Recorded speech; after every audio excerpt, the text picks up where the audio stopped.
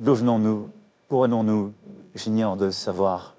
Mais ce que je n'ignore pas de le savoir, c'est que le bonheur est à deux doigts de tes pieds, et que la simplicité réside dans l'alcôve bleue et jaune et mauve, et insoupçonnée de nos rêveries mauves et bleues et jaune et pourpre et parabolique et vice-versa.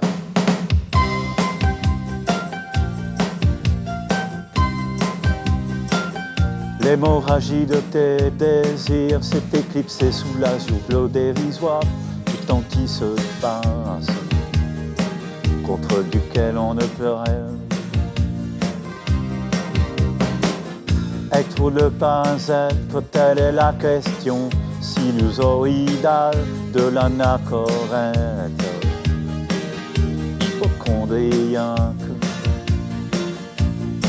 Mais tu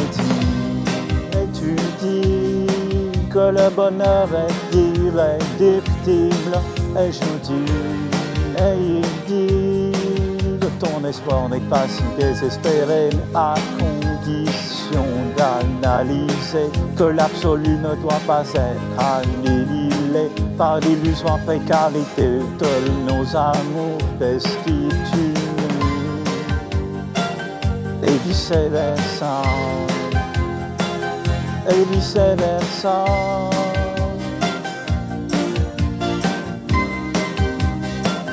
Il faut que tu arrives à laminer tes rancœurs dialectiques, même si je suis convaincu que c'est très difficile.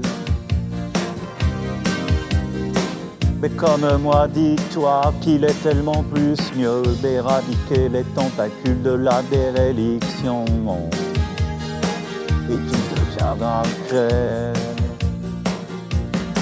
Mais tu dis que le bonheur est irréductible, et je dis, elle dit que ton espoir n'est pas si désespéré, à condition d'analyser que l'absolu ne doit pas être annihilé par l'illusoire précarité de nos amours destitués,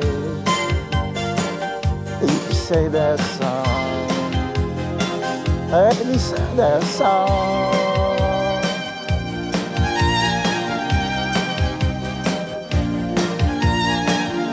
D'où venons-nous? Pourrions-nous? J'ignore de le savoir.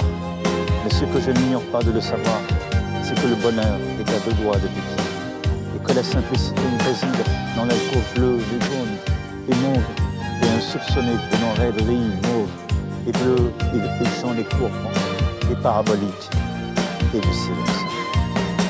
Mais tu dis que le bonheur est irréductible, et je dis, et il dit que ton espoir n'est pas si désespéré, à condition d'analyser que l'absolu ne doit pas être annihilé par l'illusoire précarité de nos amours. Égoïsme, contrainte cautionnelle, l'irréalité sur les aspérités absentes et désenchantées, dénonçons ces iconoclastes et désoxydés par nos désirs excommuniés de la fatalité destituée.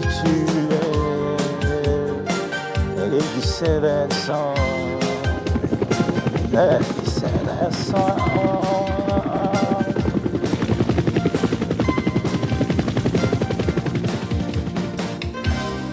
Et vice-versa.